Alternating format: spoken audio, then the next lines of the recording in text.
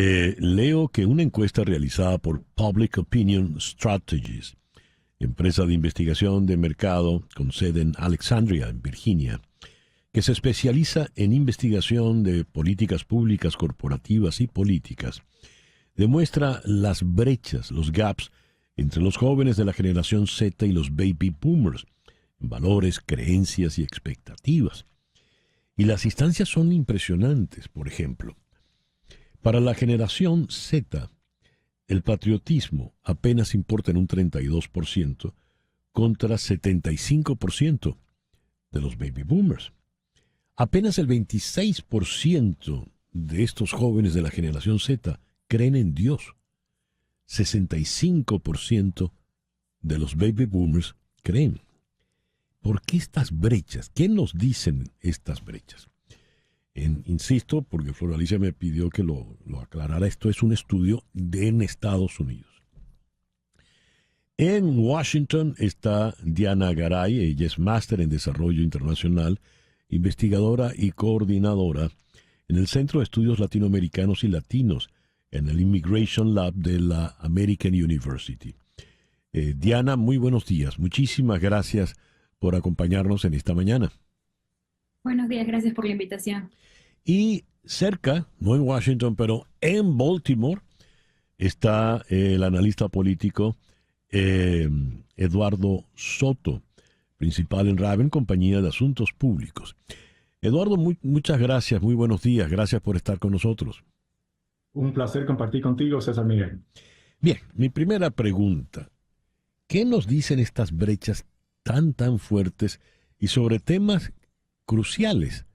Porque una cosa es preguntarle a usted si está de acuerdo con un tipo de automóvil o con otro tipo de automóvil, y otra cosa es que usted tenga diferencias tan importantes como, por ejemplo, en creer en la patria o en Dios. Diana, por favor. No hablo por todo el mundo, porque pienso que estas preferencias tienen algo que ver más como el nivel personal de cada uno. Entonces no voy a hablar que todo el mundo piense igual que yo lo que estoy diciendo, pero mi idea, leyendo las conclusiones del estudio, viendo bien lo que está pasando, creo más que es el acceso o la fácil acceso a la información que tenemos ahora. Es muy interesante que, por ejemplo, ahora mismo, antes de que tuviéramos la entrevista, me estaba leyendo este libro Yo soy peruana, acerca de la historia del Perú y cómo los Estados Unidos tuvo que ver un poco de una intervención en Perú, en Argentina, en Chile. Entonces, el hecho de que ahora nosotros los jóvenes tal vez tengamos mucho más fácil acceso a la información hace ver que la realidad no es tan fácil y que no es todo blanco y negro. Simplemente no es que ya nací aquí, por eso quiere decir que yo voy a ser súper patriota. No, hay más cosas que entender, hay más criticismo que aprender, que entender, y creo que eso debería ser también considerado como patriótico, ¿no? Uh-huh. ¿Y tú qué piensas, Eduardo, por favor?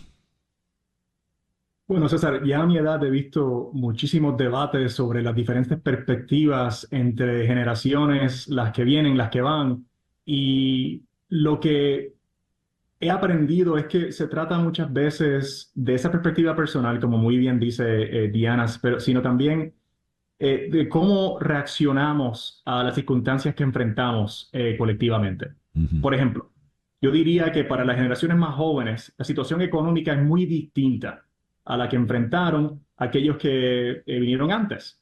La garantía de un seguro, de un retiro seguro y cómodo, es algo casi imposible de lograr para generaciones que tienen ahora 34 años, 35 años, que sean más jóvenes que eso.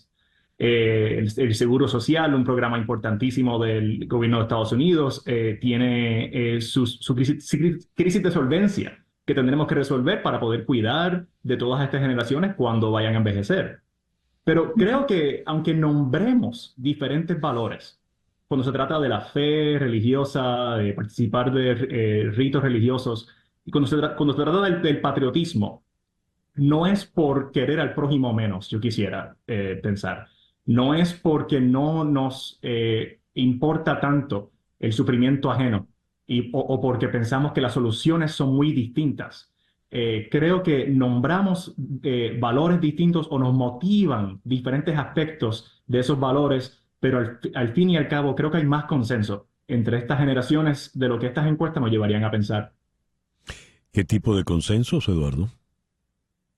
Pues yo pensaría, cuando se trata del aspecto religioso, veo que las generaciones de 64 años en adelante en esta encuesta nombraron la frontera y el tema de la inmigración como algo muy distinto, pero a la misma vez yo he visto encuestas donde hay apoyo mayoritario sin importar la edad en cuanto a proveerle alivio a los soñadores, a los dreamers, en cuanto a tener reforma migratoria que no deje al prójimo que busca asilo en nuestras fronteras completamente olvidado, sino que crea mecanismos para que se pueda hacer legalmente y de manera humanitaria.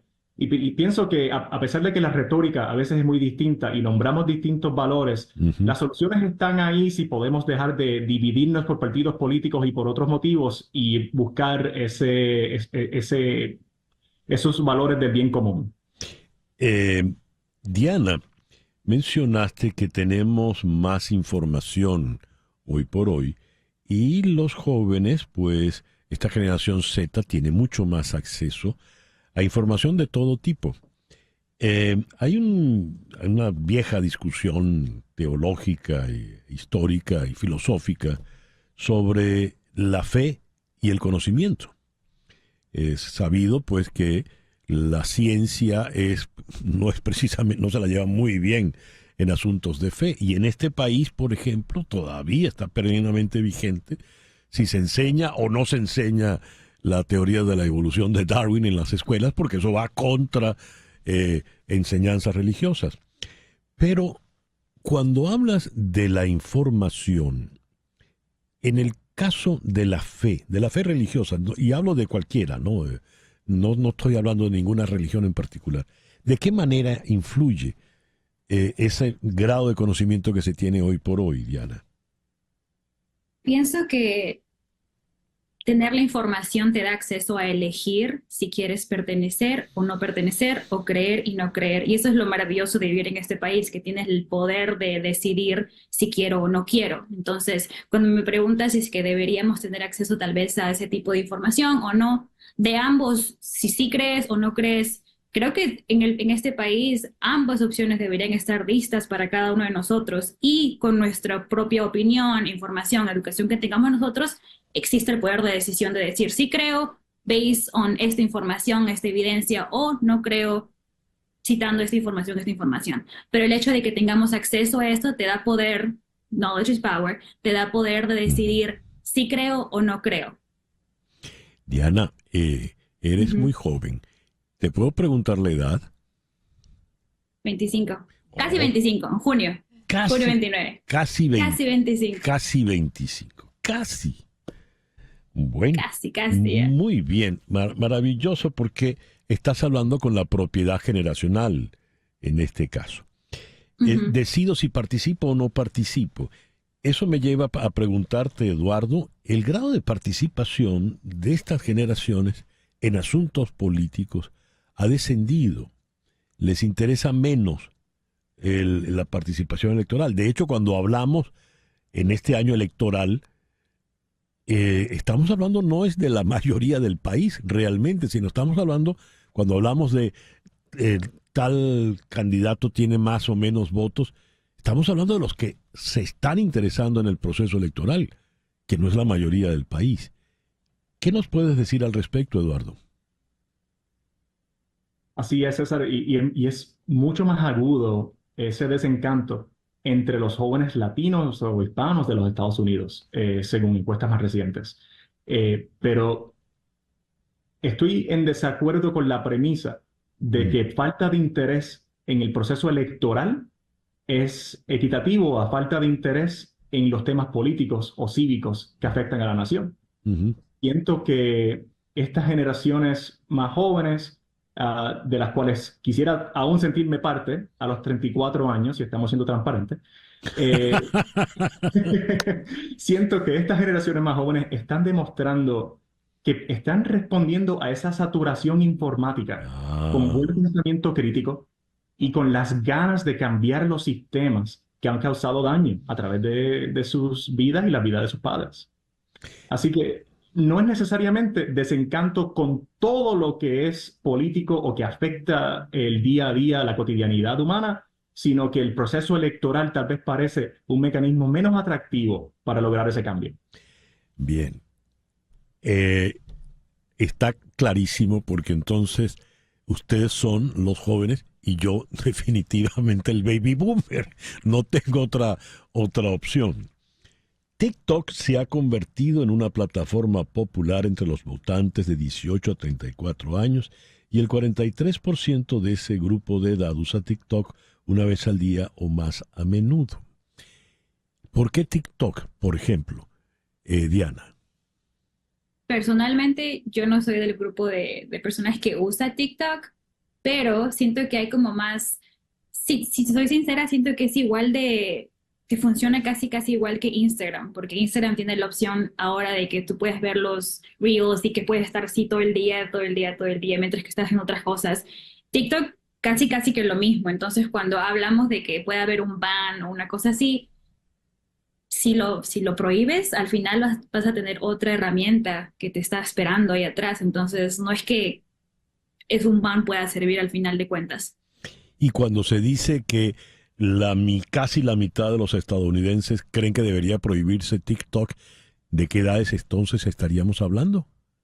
Diana. Según las encuestas que yo estaba viendo, era como que la edad más de los baby boomers, porque existe el argumento de que puede ser ¿cómo se dice esto? Un threat al national security. Ujú. Pero hay diferentes argumentos en donde se puede ver que hay evidencia de que no es tanto como que un national security threat. Entonces, sí, a esa edad como creo que es la encuesta. Bien, Eduardo, hiciste una precisión muy interesante en tu intervención anterior. Una cosa es desinterés por los asuntos del país y otra cosa es desinterés por cómo se están manejando los asuntos del país. Eh, me atrae el proceso electoral actual, es una cosa, y si estoy o no preocupado o interesado por lo que pueda ocurrir con ese resultado electoral. Dijiste puntualmente los latinos, la población, la creciente población latina y sobre todo joven en Estados Unidos es la que tiene más observaciones. ¿Podrías ahondar un poco en este punto, por favor?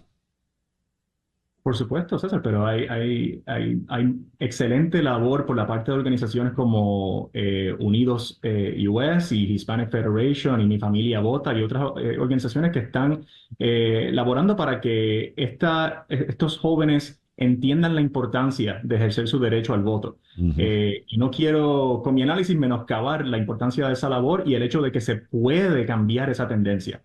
ujú, Pero ahora mismo, según las encuestas, en este preciso momento, parece ser que ciertas promesas que no se han cumplido a través de pasadas administraciones, que la tendencia de dividirse políticamente tanto atrincherado a nivel de afiliación partidista, la falta de prospectos económicos que vemos manifestada en esta encuesta por parte de las generaciones más jóvenes, todos esos factores se sienten de la misma manera entre la comunidad hispana y latina, solo que tenía ya endémicamente una tasa de participación electoral más baja que la de otros grupos sociales en los Estados Unidos, otras comunidades en los Estados Unidos.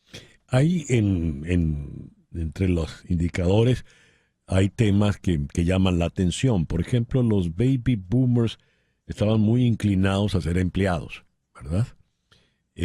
Un baby boomer en su juventud podía entrar a trabajar en una empresa grande, en una gran corporación, y su sueño era hacer carrera dentro de esa corporación. Hoy en día eso no es así. Hoy en día nadie quiere casarse de por vida con ninguna corporación, sea grande o sea pequeña.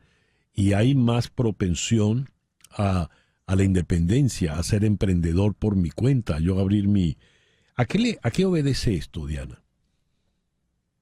Creo que el simple hecho de que ahora te das cuenta de que la compañía que tú piensas trabajar no va a dar lo mismo que tú estás dando por ellos.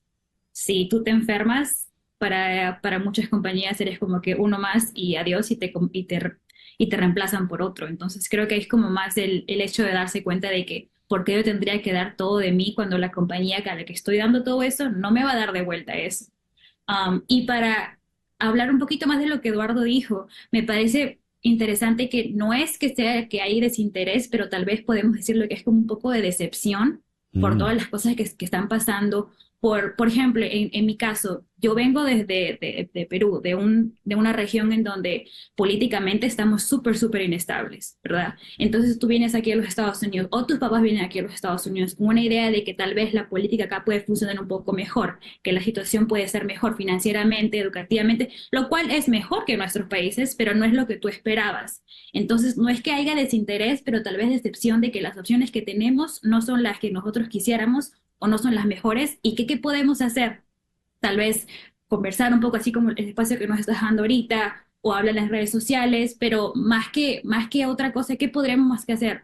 Entonces digo que es más como decepción que desinterés.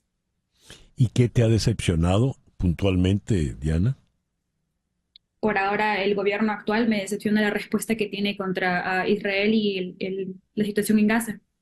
Mm, Y mucho de y las encuestas lo demuestran, si es un gran porcentaje de la población de mi edad que están totalmente decepcionados con la respuesta del gobierno actual.